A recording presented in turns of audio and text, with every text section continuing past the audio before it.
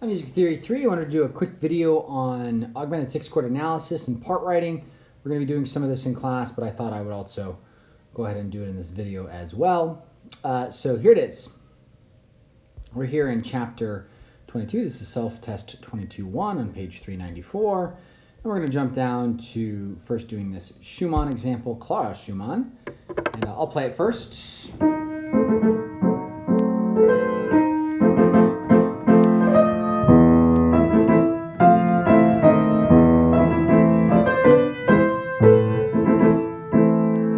Time.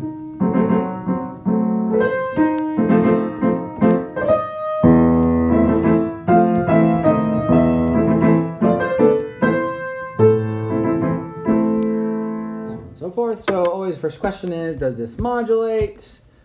And no, it does not. It stays right in the key of A minor all the way through. So let's go through and analyze this. So this first chord, we have, of course, D sharp, F sharp, A and C, and we know that this is not a diatonic chord, it's chromatic, and it is a diminished 7. So what would this be tonicizing? E here. So this is actually a 7 diminished 6/5 of E, or in the key of A minor. Sorry, I should put this here. This is a diminished 6/5 of 5. And notice, we don't go directly to 5 here. What do we have? Well, let's zoom in. We have all of the telltale signs of a German augmented 6 chord, if I can say it. Here's flat 6. Again, we're in E, A minor. That's an F natural. Here's sharp 4, Phi. Okay, what else do we have? We have scale degree 1 right here and scale degree minor mode 3. So here's minor mode 3 and here's 1. So what do we have? Flat 6, sharp 4, 1, and minor mode 3, none other than a German augmented 6, and that goes all the way through here. And we can see Phi resolving up to So, and Lay resolving down to So. It's an octave lower. We expect German augmented 6 chords to resolve usually to 1/6/4 chords, and that's exactly what happens here. This is a nice resolution because our A and our C, or our scale degree 1 and 3, can both stay the same as we move in, so they can be common tones. So it's quite a smooth transition. And these stay the same. Just our outer notes move. 1/6/4. And Clara just puts in a little bit of a neighboring figure here, neighbor above, neighbor below. We won't consider these new chords here. I don't think there's a need to. Again, it's just neighboring that E. And again, we have another 1/6/4. And again, some neighboring figures here. In this case, we can call this, I still think this is neighboring here, but this chord right here, we'll call it 2 half diminished 6/5 to a 5 chord, and then finally we get 1. So we finally do get our cadential 6/4 hit tear. It takes a little while, and it takes a little while to get to our resolution of 7 diminished 6/5 of 5 too. Interrupted by a German augmented 6 chord, and then 1/6/4. Really, it resolves to a 1/6/4 chord. Here's our German. Resolving to 1/6/4, 2 half diminished, 5. Good. And this note up here, we call this a sub 6. We haven't studied this yet. We will next semester. Substitute 6th, and it's a very typical figuration of the Romantic period. Right, it's kind of an escape tone figure in that top line. But the main thing to hear would be that German augmented 6. German augmented 6 here, resolving to 1/6/4. Let's move to this Haydn string quartet. I'm going to go ahead and mute the volume while I play this.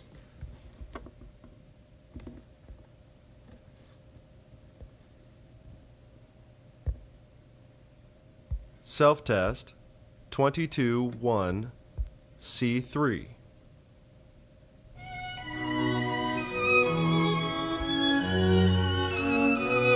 So that's a nice little excerpt there.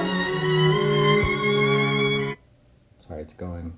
It's still going. Let me give you the end of that.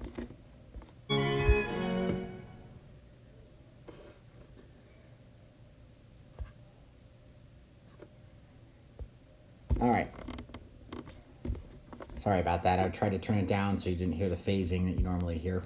Here, again, we want to ask ourselves, the first thing we want to ask ourselves about any excerpt is, does it modulate? And in this case, it does modulate. We can see here clear 5-1, C sharp to F sharp. And if we look a little closer, this excerpt, there's our leading tone in F sharp. This is a perfect authentic cadence in the key of F sharp major. And so we're moving from the key of B major, which we start in, to the key of F sharp major, and they've already given us where our common chord is between the two, our point of modulation, therefore 2. Okay, so let's talk about what's going on here. They've listed our point of modulation as being right here. Let's first figure out our common chord. We know we have a cadence in F sharp major at the end, so let's figure out what the common chord is. Here we have A sharp in the bass, A sharp in the alto voice there, or in our viola line, and then F sharp and C sharp. So that is an F sharp major triad, meaning this will be 5-6 in this key and 1-6 in the new key. Okay, and then we can carry on from there. We already know what that is. One of the big hints here for our point of modulation, obviously they've already given it to us, is the E sharp right here, which is the leading tone of our new key. So let's muck through this. So we have a 1 chord right here. I think that's pretty clear from our violin 2 line. Here we go down to a 2-6 chord, 2 minor 6, and then 5. And you could even say 7 right there at the end if you want to, and then we head right back to 1. So nice little cadential figure here. 1, 2, 6, 5. And we take a turn here to 5, and then starting right here, of course, we are in the new key now. This goes 1-6, and if we include this E sharp here, we have C sharp, E sharp, G sharp, and B. And so right away, this chord right here is a 5-6-5 in our new key. All right, and then starting in this measure right here, I'll zoom in. We get another 1 chord. And then we have, I think we have 3 harmonies in this particular measure. So we have a 1 chord, then we have a 4-6 chord, and that 4-6 chord quickly changes. And look what notes we have here. There's minor mode 6, and there's sharp 4. So let's see if we have the rest of it. This is flat 6, and again, lay moving to so here. That's a big hint. Fi moving to so up here. We keep the F sharp through, so that's scale degree 1. Remember, we're now in F sharp major. And then we also have G sharp here. Remember to read this in alto clef, which is scale degree 2. So flat 6, sharp 4, 1, scale degree 2, Re, or a French augmented 6 chord. The sound is this, right? Which then resolves out to 5. And Haydn gives us a little suspension figure there too. So we do go to a 5 chord, but not without having a suspension here, a 4-3 suspension. Remember, we're going to compare F sharp to the bass, C sharp, that's a 4th, and it resolves into a 3rd there. So a little 4-3 suspension hanging part of that French augmented 6 chord over. We get the 7th over here, and finally we crash down on 1, leaving us with whatever we have left there. So French augmented 6 in this case, kind of a cool chord. You can listen to it one more time if you want to. I'm going to go ahead and play it. Self-test 22-1 C3.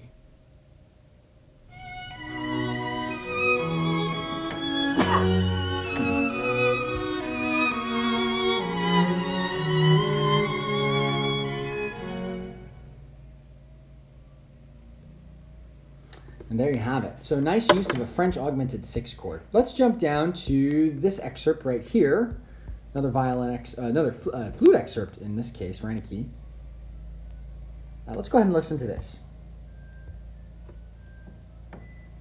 Self-test 22-1 C5.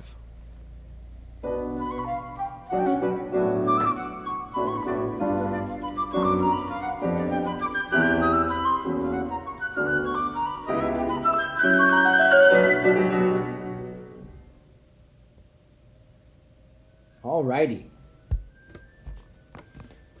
So again, first question we're going to ask ourselves is, does this modulate?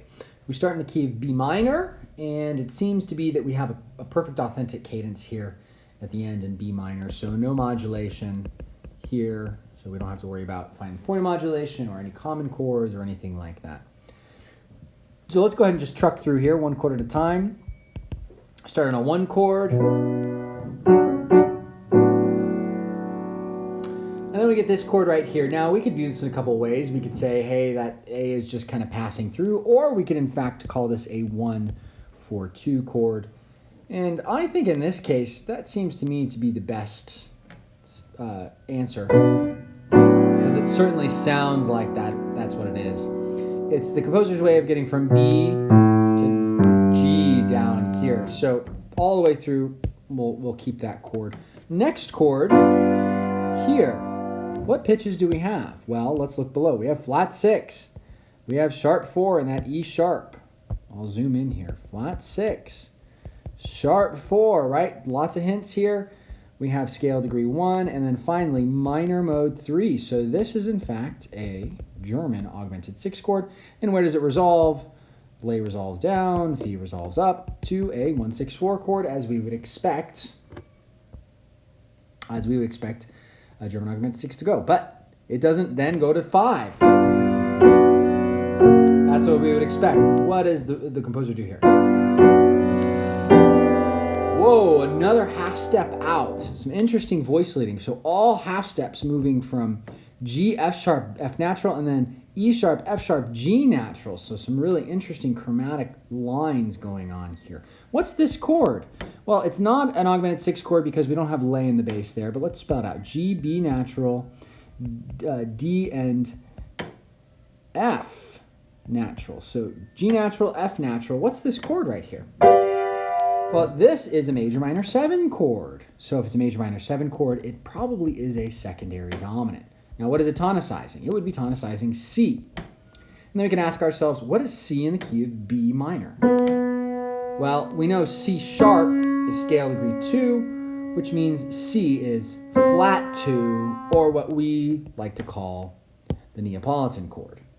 So this is 5-7 of flat 2, and what comes right after it? Well, lo and behold, a C major triad or a Neapolitan 6 chord. Right? So here's the German augmented 6. 1-6-4, 5-7, and then 5-7 a Neapolitan, and then Neapolitan, and then the composer keeps the bass note, and then we get a 5-4-2 chord. So a nice smooth transition in our bass line. And we expect that to go to a 1-6, which it does, and finally ends up at a 2 half diminished 7, 2, 5, 7, and 1. 2, 5, 1. Predominant, dominant, right? Back to 1. So again, this is laid out 1, then 1-4-2, and then German augmented 6 to 1-6-4, 5-7 of Neapolitan to Neapolitan, 5-4-2. And notice here, where does flat 2 go? We can look, it goes directly to our leading tone, just like we want it to be voiced. 1-6. Now we're going to head to the cadence with a 2-5-1. 2-5-1 there at the end. Our most confirming type of progression for a new key. There it is, kind of a cool progression. I like the use of the German augmented 6 that slides down 3-1-6-4 into a 5-7 of Neapolitan, that then slides further to 5-4-2.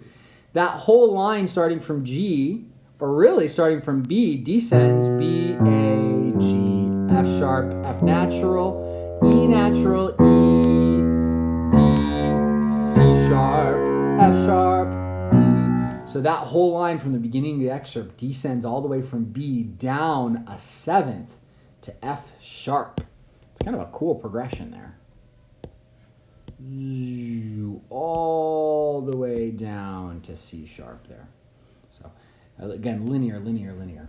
All right, so let's jump over now to do some part writing together. There are a couple more excerpts here, and we might look at them in class, but some neat stuff going on there. Okay, so let's look at this. Oops, that is way too zoomed in. Not going to be helpful to us, is it? Okay, so let's not forget some important tendency tones here. In an augmented 6 chord, our important tendency tones are flat 6, sharp 4. Those have to resolve out. And of course, we have tendency tones inside of our dominant chords too, namely the leading tone, which has to resolve up, can be frustrated in 5 chords. And then of course our chordal 7th in 7 chords and 5 7 chords, and then in 2 7 chords. So we want to make sure all of those things get resolved as we move through. French augmented 6, we need flat 6, sharp 4, 1, and scale degree 2. What's flat 6 in F major? That would be D flat. What about sharp 4? That would be B natural. So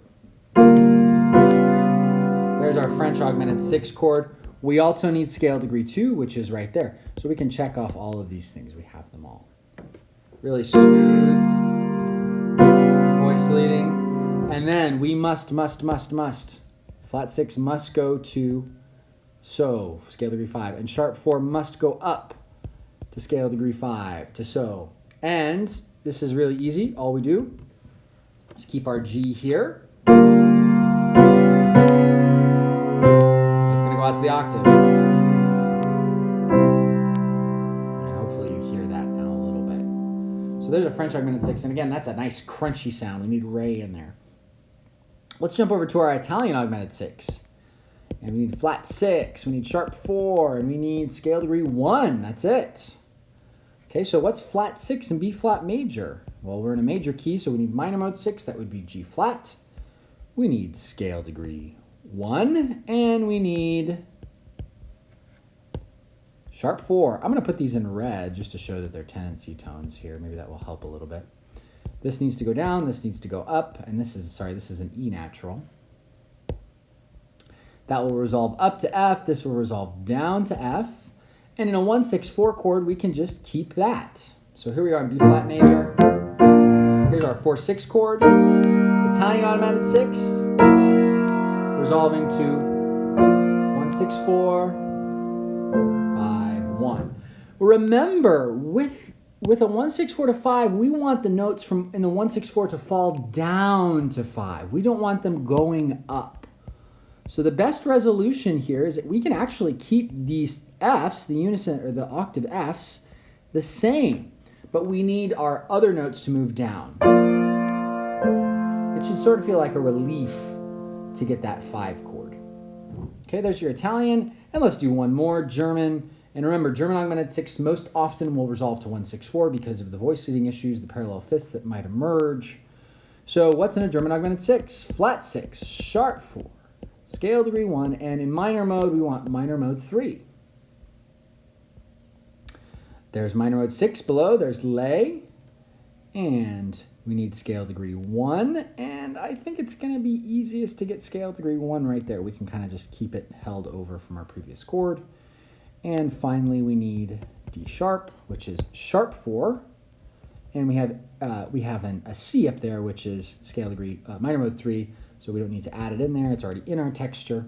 This needs to go up. This needs to go down. So let's go ahead and resolve those to E and to E.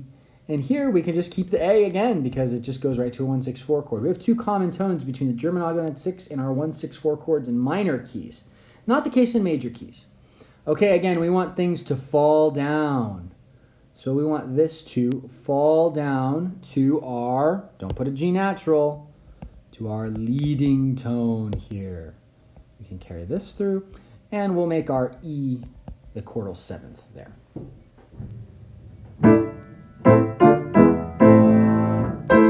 Here's our German augmented 6. 1-6-4, 5-7. And of course, we want to hear this resolve down just like that.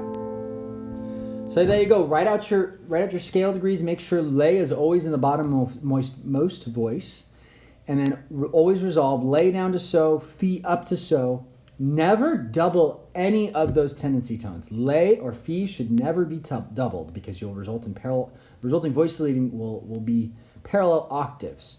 Okay, so if you're using an Italian augmented 6, what do you want to double? In this case, we doubled scale degree 1, and that is what you want to double every time. All right, we'll do more in class. Let me know if you have any questions.